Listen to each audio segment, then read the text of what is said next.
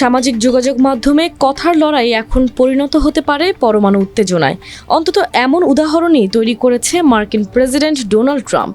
সাবেক রুশ president Dmitry মেদভেদেভের কিছু পোস্টে ক্ষুব্ধ হয়ে ডোনাল্ড ট্রাম্প দুটি পারমাণবিক সাবমেরিন রাশিয়ার কাছাকাছি মোতায়েনের নির্দেশ দিয়েছেন। এমন নির্দেশের পর অনেকেই ভাবছেন 2025 সালের পৃথিবী কি নতুন এক কিউবান মিসাইল সংকটের মুখে? অবাক করার ব্যাপার হচ্ছে, ট্রাম্পের এমন উস্কানির পরও রাশিয়ার পক্ষ থেকে এখন পর্যন্ত কোনো আনুষ্ঠানিক প্রতিক্রিয়া দেখা যায়নি। যদিও রুশ সংবাদ মাধ্যমগুলো ট্রাম্পের এই ঘোষণা নিয়ে বেশ খোলামেলা সমালোচনায় নেমেছে।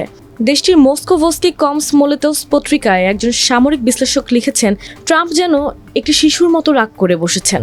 অপরদিকে কোমেরসান্তে একজন অবসরপ্রাপ্ত লেফটেন্যান্ট জেনারেল মন্তব্য করেছেন, ট্রাম্পের কথাবার্তা অর্থহীন, এটি তার ব্যক্তিগত বিনোদনের অংশ। বিশ্লেষকরা মনে করছেন, মার্কিন সাবমেরিন মোতায়েনের ঘোষণা আসলে বাস্তব নির্দেশনা নয়, বরং এটি হতে পারে কৌশলগত চমক তৈরি করার একটি প্রচেষ্টা। ট্রাম্প অতীতেও এমন নাটকীয় ঘোষণার মাধ্যমে আলোচনার টেবিলে প্রতিপক্ষকে দুর্বল করার চেষ্টা করেছেন। তবে রাশিয়ার শীর্ষ মহল এখনও কোনো প্রতিক্রিয়া জানায়নি, না ক্রেমলিন, না পররাষ্ট্র মন্ত্রণালয়, না প্রতিরক্ষা দপ্তর।